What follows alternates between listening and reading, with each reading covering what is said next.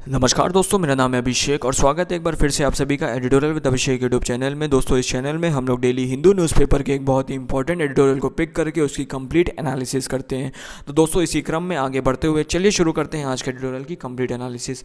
दोस्तों, आज के एडिटोरियल की टॉपिक है डिसपर्टिंग पॉलिटिक्स। डिसपर्टिंग मतलब होता है डिसअपॉइंटिंग, निराश कर देने वाली पॉलिटिक्स। पॉलिटिक्स हम कहते हैं राजनीति को, निराश कर देने वाली राजनीति।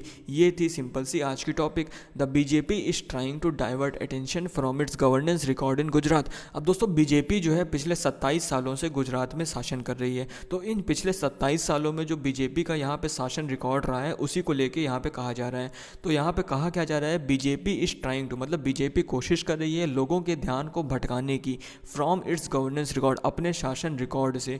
कहाँ पे? गुजरात में। बीजेपी गुजरात में लोगों के ध्यान को अपने शासन रिकॉर्ड से भटकाने की कोशिश कर रही है। In the first phase of the Gujarat assembly elections, दोस्तों गुजरात के विधानसभा चुनाव का अभी पहला चरण 1 दिसंबर को कंप्लीट हुआ है, जहां पे a turn out of over 60% was record, मतलब जहां पे लगभग 60% मत डाले गए हैं। 89 सीटों में ये मुकाबला चल रहा था, spread across the 19 districts of Saurashtra, Kutch and south Gujarat. और दोस्तों, ये 89 सीट्स जो हैं वो सौराष्ट्र, कच्छ और साउथ गुजरात के 19 डिस्ट्रिक्ट्स में फैली हुई हैं। A total of 788 candidates are in the fray in the first phase.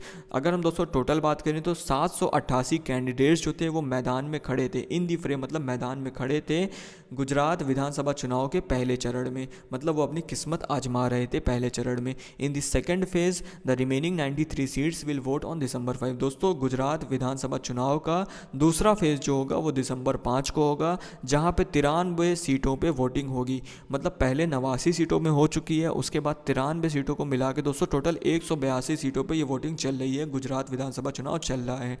The entry of the Aam Aadmi party has opened new possibilities in the state where the BJP and the Congress have traditionally been the two poles. अब दोस्तों, गुजरात एक ऐसा राज्य है जहां पे traditional manner पे BJP और कांग्रेस के बीच में हमेशा से एक कड़ा मुकाबला देखने को मिलता था। लेकिन दोस्तों, इस बार आम आदमी पार्टी की एंट्री ने कुछ नई संभावनाएं का रास्ता खोल दिया, मतलब कुछ नए संभावनाओं का रास्ता खोल दिया है।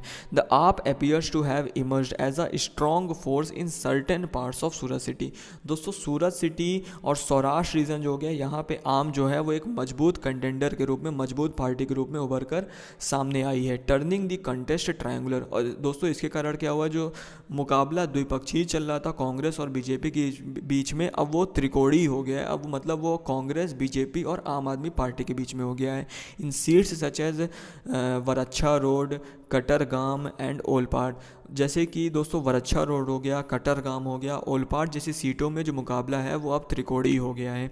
The party's chief ministerial candidate Isudan Gadhvi, दोस्तों जो आम आदमी पार्टी के जो चीफ मिनिस्टर के चेहरे हैं जिनका नाम ईशूदन गादवी है, इस कंटेस्टिंग फ्रॉम जाम खम्बालिया इन सौराष्ट्र। दोस्तों, ये सौराष्ट्र के जाम खम्बालिया से चुनाव लड़ रहे हैं।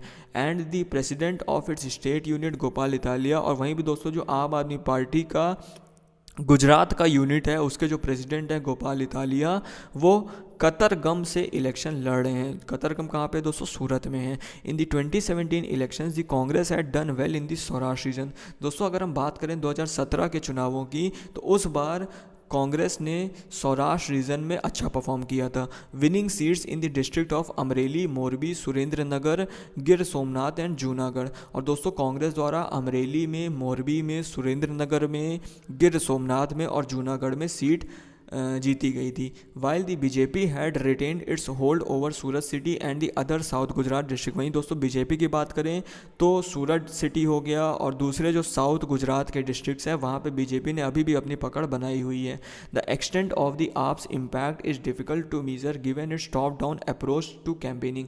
दोस्तों, यहाँ पे ऑथर द्वारा बोला जा रहा है कि आपका जो कैंपेन चल रहा है उसका कितना ज़्यादा गुजरात के लोगों पर प्रभाव पड़ेगा, इसको माप पाना अभी बहुत ज़्यादा डिफिकल्ट है, क्योंकि आप जो है वो एक टॉप डाउन कैंपेन अप्रोच अपना रही है, मतलब कि वो बड़े लोगों को भी फोकस कर रही है, बिजनेसमैन को भी फोकस कर रही है और छोटे लेवल पे भी लोगों को फोकस कर रही है।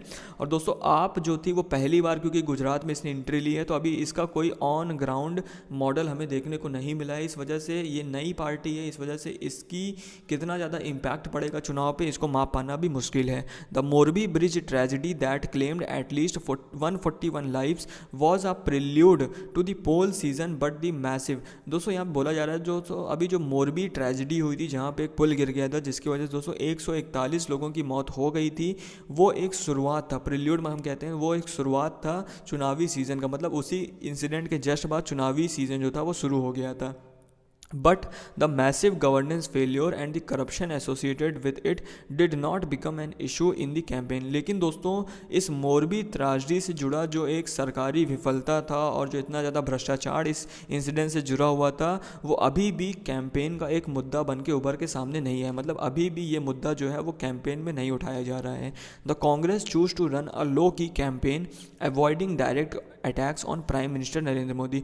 दोस्तों कांग्रेस द्वारा इस बार कैंपेन जो है बड़ी ही लो की किया जा रहा है, मतलब बहुत ही छोटे लेवल पे किया जा रहा है, और वो किसी भी तरीके से प्राइम मिनिस्टर नरेंद्र मोदी पे डायरेक्ट हमला करने से बच रहे हैं। And trying to keep the focus on day to day issues. और कांग्रेस जो है अपना focus day to day issues पे रखने का कोशिश कर रहा है ऑफ गवर्नेंस, मतलब day to day issues of governance जो भी हो गया उस पर फोकस कर रहा है, करप्शन भ्रष्टाचार पे फोकस कर रहा है, महंगाई की दरों पे फोकस कर रहा है और अनएम्प्लॉयमेंट जैसे मुद्दों को अपने कैंपेन में उठा रहा है कांग्रेस द्वारा। Party leader Rahul Gandhi who framed it's campaign in 2017। दोस्तों एक तरफ अगर हम 2017 की बात करें तो उस समय की बात है दोस्तों, जो राहुल गांधी थे उन्होंने फ्रंटेड किया था, मतलब उन्होंने अपने कैंपेन को, कांग्रेस द्वारा जो कैंपेन चल रहा था, प्रचार चल रहा था, उसको लीड किया था। Visited the state only once this time. लेकिन दोस्तों इस बार वो केवल एक बार गुजरात के दौरे में आए हैं। BJP campaign is being spearheaded by mister Modi. वहीं दोस्तों बीजेपी का जो कैंपेन है, बीजेपी का जो प्रचार है वो मिस्टर मोदी द्वारा लीड किया जा रहा है। स्पीयर हेडेड मतलब लीड किया जा रहा है। Who increase the frequency of visits to his home state from March this year. जिन्होंने लगातार दोस्तों इस साल मार्च से अपना जो दौरा था वो गुजरात में बढ़ा दिया था। दोस्तों एक तरफ अगर हम कांग्रेस की बात करें तो इस बार दोस्तों 2017 के मुकाबले जहां पे राहुल गांधी जो थे वो अपने कैंपेन को लीड कर रहे थे, इस बार वो केवल गुजरात में एक बार दौरे पे आए हैं। वहीं दोस्तों मिस्टर मोदी जो हैं लगातार मार्च से अपनी फ्रिक्वेंसी ऑफ विजिट जो है वो बढ़ा दिया है उन्होंने। After the announcement of the poll he held a dozen rallies and road shows in Surat. दोस्तों पोल के अनाउंसमेंट के बाद, मतलब चुनाव की तारीखों के अनाउंसमेंट के बाद मोदी जी ने बहुत सारे रैलीज़ और रोड शोज़ जो हैं वो गुजरात में किए हैं, ट्राइबल पॉकेट्स में किए हैं, सूरत साउथ गुजरात में किए हैं, सौराष्ट्र रीजन में किए हैं। The BJP relied on emotive issues such as alleged insults of mister Modi by the Congress. अब दोस्तों बीजेपी जहां एक तरफ कांग्रेस जो है वो अनएम्प्लॉयमेंट के मुद्दे को उठा रही है, कांग्रेस जो है वो करप्शन के मुद्दे को उठा रही है, इन्फ्लेशन के मुद्दे को उठा रही है, वहीं पर दोस्तों बीजेपी का जो मेन फोकस है वो इमोटिव इशूज़ में रहा है, जैसे कि राम मंदिर का मुद्दा उठा रही है, जैसे कि गुजरात का जो सांप्रदायिक हिंसा भड़की थी 2002 में उसके मुद्दे को उठा रही है। मतलब बीजेपी जो है वो लोगों से इमोशनली कनेक्ट होना चाहती है। ठीक है, एलिज्ड insults of mister Modi by the Congress. Congress ने जो मिस्टर मोदी की इंसल्ट करी थी उस मुद्दे को उठा रही है। द कम्युनल वायलेंस ऑफ 2002, मतलब 2002 के सांप्रदायिक हिंसे के मुद्दे को उठा रही है। And the construction of the Ram temple in Ayodhya. और दोस्तों अयोध्या में जो राम मंदिर का विकास हो रहा है उसके मुद्दे को उठा रही है। Mostly aimed at communal polarisation. मतलब इसको देख के लगता है कि जो बीजेपी है वो कम्युनल पोलराइजेशन करने की कोशिश करी, मतलब कि सांप्रदायिक ध्रुवीकरण करने की कोशिश कर रही है, एक पर्टिकुलर कम्युनिटी को टारगेट करने की कोशिश कर रही है। And side stepped any discussions on governance. और दोस्तों लेकिन इसके द्वारा शासन के कोई भी कार्य, मतलब जैसे करप्शन हो गया और आपकी डेली गवर्नेंस की जो प्रैक्टिस हैं उनके किसी भी मुद्दे को उठाया नहीं जा रहा है। केवल ये लोगों से इमोशनली कनेक्ट होना चाहती है और अपना जो पिछले 27 साल में इन्होंने जो राज किया है उसका क्या रिकॉर्ड रहा है, कितना बढ़िया शासन रहा है, उन सभी मुद्दों को ये उठा भी नहीं रही है। ठीक है, तो ये शो करता है दोस्तों बीजेपी जो है अपने पिछले शासन रिकॉर्ड से खुश नहीं है और बीजेपी जो एक तरीके से विफल हो गई है वहाँ पे रूल करने में। ठीक है, has been in power for 27 uninterrupted year. क्योंकि दोस्तों लगातार 27 सालों से ये अनइंटरप्टेड, मतलब बिना किसी रोक टोक के वहाँ गुजरात में शासन कर रही है।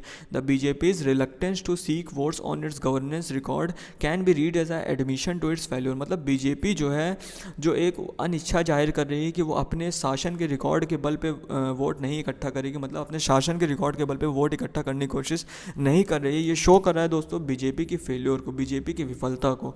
But this still might not cost heavily, लेकिन दोस्तों इसके बावजूद बीजेपी को इससे कुछ खासा फ़र्क नहीं पड़ेगा और बीजेपी जो है मेरे ख्याल से या फिर हम सभी ख्याल से वापस से इस इलेक्शन को जीत जाएगी। तो आशा करता हूँ दोस्तों आपको आज की एनालिसिस समझ आएगी। कैसी लगी एनालिसिस प्लीज़ कमेंट बॉक्स में टाइप करिएगा। थैंक